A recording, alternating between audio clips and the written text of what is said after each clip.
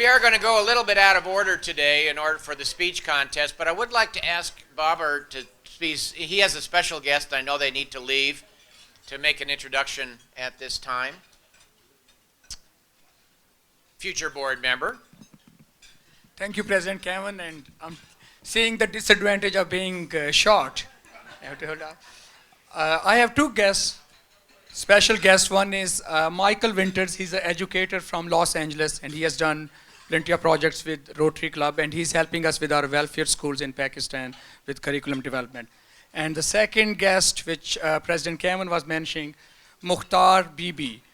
She is a courageous woman who hails from my land of birth. She was brutally raped in 2002 at the orders of a tribal court.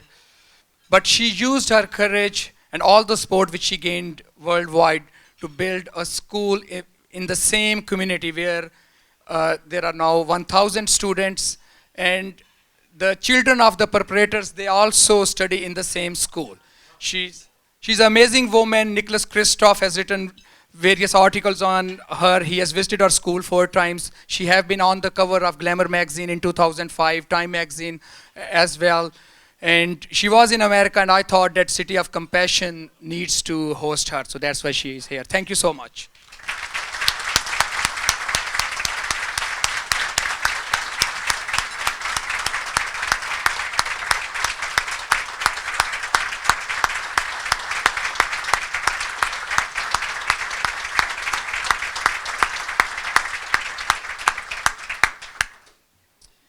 Thank you very much. Okay, to move on into the speech contest, Metro Louisville Speech Contest Coordinator, Mike Brunleaf. Thank you, President Kevin. Fellow Rotarians, today we are hosting the East Regional Finals of the speech contest. There are 3 regions in our district, so these 2 contestants are competing for the 3rd time. But the winner of this contest will compete with the West and Central Division for the finals for our entire district. That's in May 16th at the district finals down in Paducah. So they're competing for $800 today, and the winner they'll be competing for $2,000. So like I said, they've already gone through the gauntlet, and they're pretty experienced. So you're going to hear 2 excellent speakers today. I'll be quiet, but I do have to go through a few quick rules. One, like usual, turn off your cell phone, put it on silent. In addition, if we could limit the movements around the room when the speakers are talking, just wait when they're done. That way there's no distractions and we concentrate on them. In addition, hold all applause. No applause until we're done with both speeches. And we'll pause for a few minutes between each speech to tabulate the scores at the end. I'll bring them back up here. They'll introduce themselves, their missions, their future, etc. So, with no further ado, contestant A, if you join us up here, and we will get started. Thank you.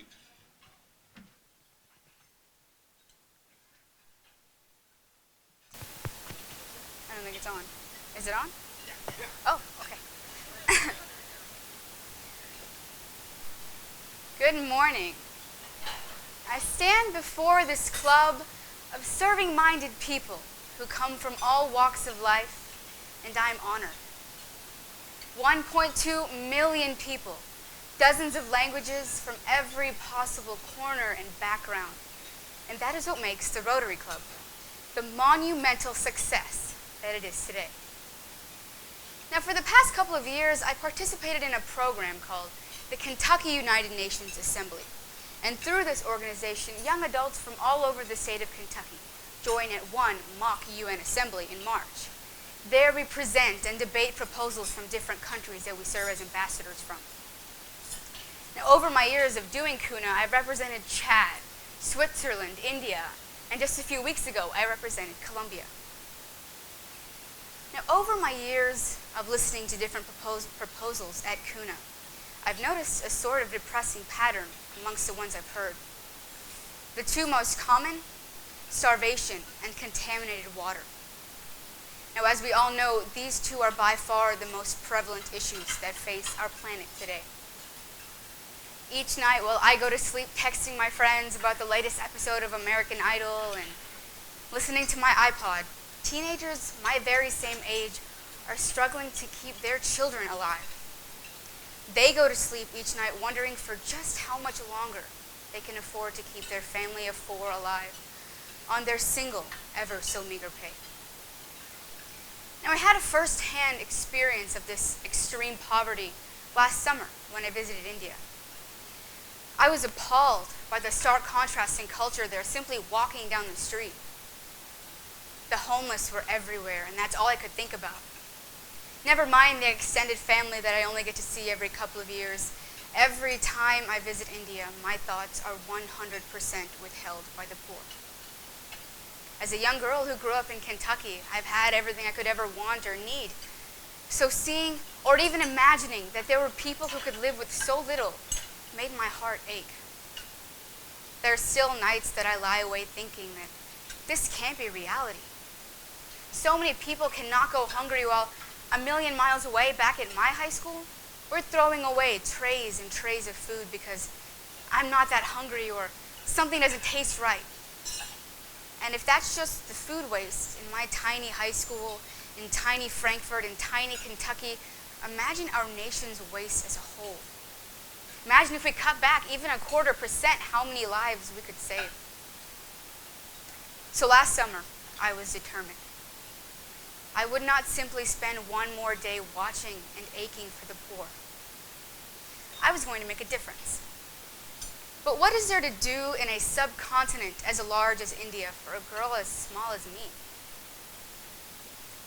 And this is the part of my story where I knew that no matter how small my candle may have been, I had to light up my part of the world because I know that every fire starts with a spark. And any kid, any teenager, anyone in this room has the capability of being that spark. So I researched, and I eventually found an organization called Helping Hands, which was an orphanage with branches all throughout India. And they not only took in children from families who could no longer afford to sustain them, but they took in kids they found on the streets, babies wrapped in blankets next to landfills.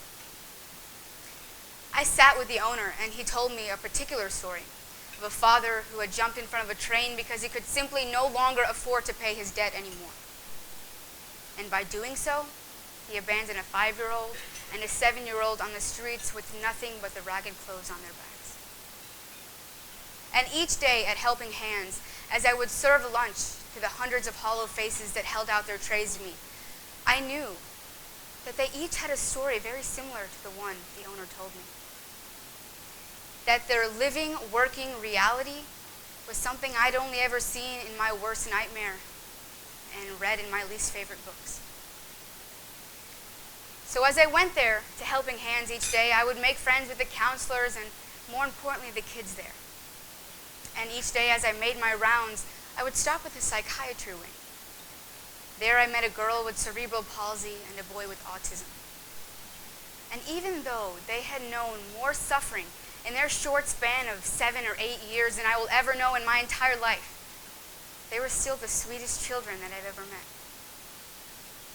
So my time at Helping Hands has made me realize that the number of poor and the number of needy is not getting any smaller. As Americans, we are the #1 donator of goods and services to third world countries in the world.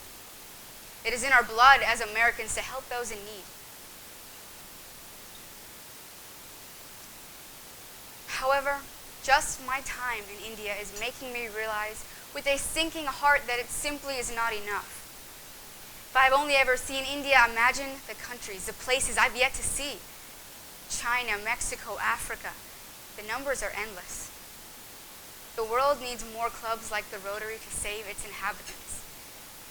Because the Rotary is vast and it is boundless. This club opened their first in Chicago on February 23rd, 1905. It opened its first club in all of Asia in Calcutta, India on January 1st, 1920. Later that very same year, it opened its second club in Chennai, India on April 23rd. And that's exactly where I was last summer. The Rotary Club opened 2 in Africa by 1921 and 1 in Europe by 1945. They even have a base in Antarctica. I'm ready to join with the 34,282 Rotary Clubs worldwide and light, shine, blow up my candle, because it is time to alert those families on the streets that yes, we hear you, and yes, we are doing everything within our capability to make sure your children have clean water and your families never go hungry again. I've been around the world and I've seen it. The world needs us. The world needs Rotary. Thank you. Pervading almost every book, movie, television show, video game, comic book, and play is the idea of good versus evil, light versus darkness. But with the crisis in Crimea, continued violence in the Middle East, and the death of Nelson Mandela, it's hard to tell whether we live in a bright or a very dark world. The media conveys the horrors of war to us every night at 6 p.m., while the newspapers bombard us with more details on the matter every morning. To quote Jack Johnson, "Where'd all the good people go?" Well, they're right here. Many people seem to hold the belief that everybody is inherently self-centered, but that's just plain wrong. From my own experience, I can name several instances in which people were not inherently self-centered. Additionally, there are tons of people doing absolutely amazing things for their community. And finally, we'll have to look towards local efforts to light up the world to see how we can all make a difference. Every year at my high school, there is a talent show. The Do Something Club runs the talent show. We collect donations as people come in the door, and then the proceeds of these donations go towards helping people in places of the world like Africa.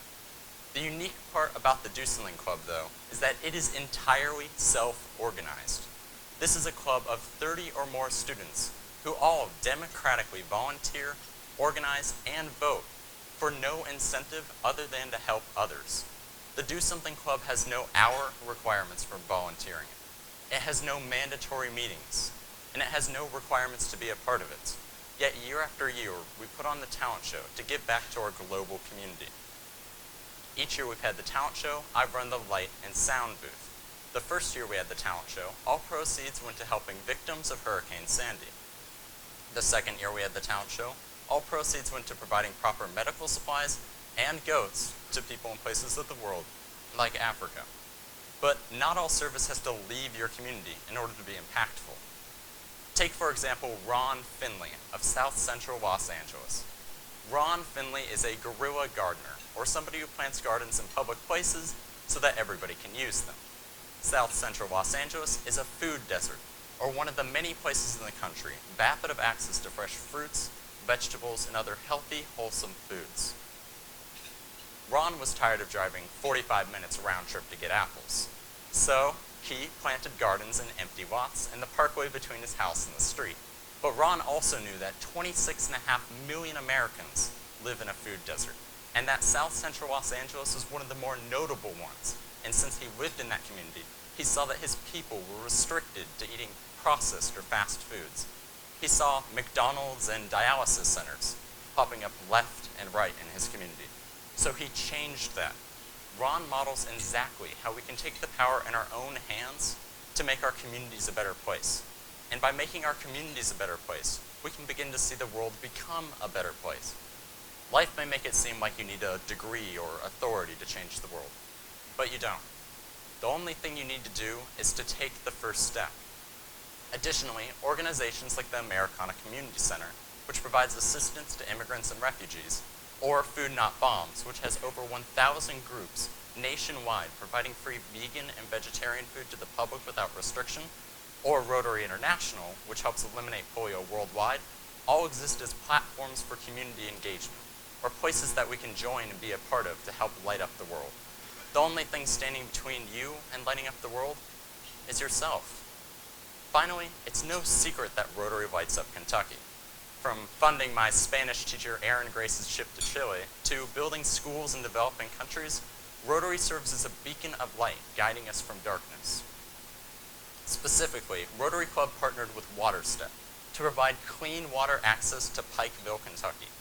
Pikeville is a small city located in eastern Kentucky in the Appalachian Mountains with a population of about 15,000 that regularly deals with water issues. Rotary has also collected over $100,000 over the last 10 years and donated it to Smile Kentucky, which is a nonprofit dedicated to fighting dental decay all throughout Kentucky. Now, I know today's a work day and it's been rainy outside, but I want you guys to take a look at each other. Just look at your neighbors, look at one another, and smile. See, the great part about good dental care is that it makes you more likely to smile. And if you're smiling, chances are you're going to be happier according to the facial feedback hypothesis of emotions. Additionally, if you're smiling at someone else like we just did, the mirror neurons in their brain will fire, causing them to smile and making them happier. Additionally, from July of last year to June of this year, Rotary has been providing free cervical cancer screenings and family planning services in Nigeria with the Society for Family Health. Rotary has also released $34.8 million to help combat polio in Afghanistan, Nigeria, and Pakistan. But not all of your projects are public health related. Just this last January, Rotary has donated over $53,000 worth of books to local libraries that were set up by local Rotary clubs throughout 54 schools in Vishakhapatnam, India. Whether it's a small act that shines like a flashlight or a huge community effort that serves as a beacon of light guiding us from the darkness, no act is too small. If we're going to change the world, we're going to have to work hard every day. Whether it's giving some change to a street performer, creating an organization for volunteering, or simply smiling at someone. If we're going to light up the world, we're going to have to fight darkness every day. We can all potentially light up the world from the darkness of Ebola by contributing to organizations like Doctors Without Borders. Or we can all potentially brighten the day of one of the estimated 350 million depressed people worldwide. We can all make a difference. We may sometimes forget our power and our power, but we have more than we think. In the words of the immortal Dr. Martin Luther King Jr., darkness cannot drive out darkness. Only light can do that. Let us all be the light that drives out the darkness of this world. Thank you. Mark, if you want to come forward. Well, it's truly my honor to introduce you to our newest members of the club. First, Marianne Butler. Marianne was proposed by Laura Douglas, and I had the pleasure of getting to know Marianne when she was in the Leadership Kentucky class of 2004. Marianne is Community Initiatives Manager at LG&E. She also serves as a member of our Louisville Metro Council, representing District 15. Marianne serves on the boards of the Southwest YMCA, the Metro Parks Adaptive Leisure Board, and many other organizations in our community. She truly enjoys giving back, and her life has been one of demonstrated tremendous service.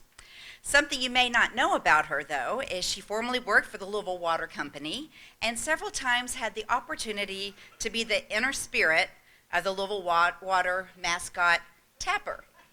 So here she is. She shared that being a mascot is much more difficult than you might think, and it's extremely hot. So, welcome, Marianne.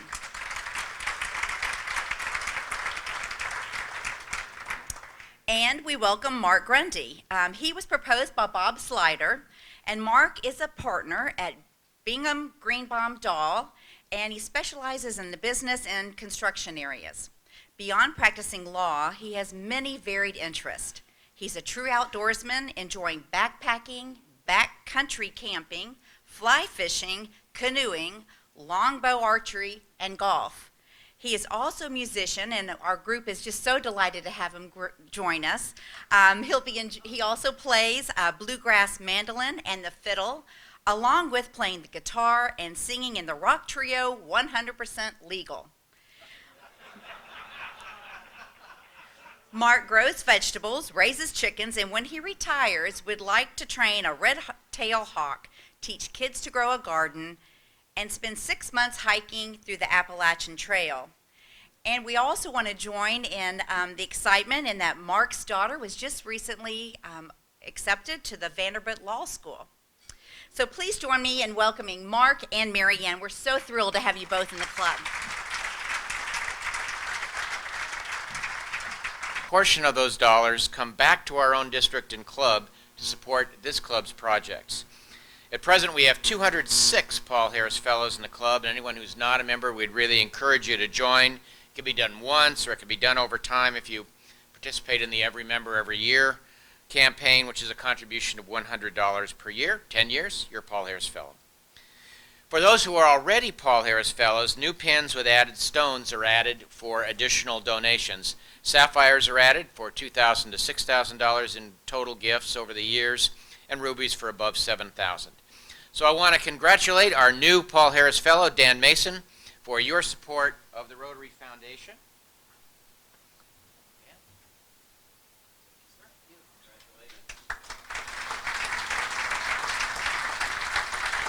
And in addition, I have additional awards for continuing support for previously awarded Paul Harris Fellowships to Alice Bridges and Mike Cool.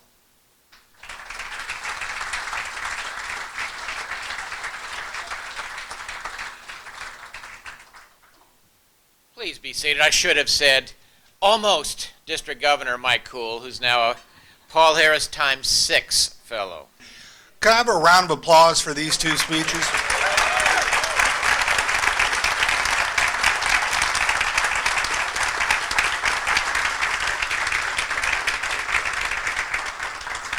Thank you. Before we get to the results, I'd like you all to learn a little bit about these two. Hello, my name is Gatlin Newhouse. I'm a senior at North Oldham High School. I am part of the Do Something Club, as I mentioned, and the speech team. I have speech nationals on Memorial Day weekend, so I've been trying to practice for that. In addition, I will be attending Reed College in the fall of 2015, which is in Portland, Oregon. I will tentatively be studying computer science. Introduce your guest. Oh, whoops. Also, with me today is my mom and my speech coach.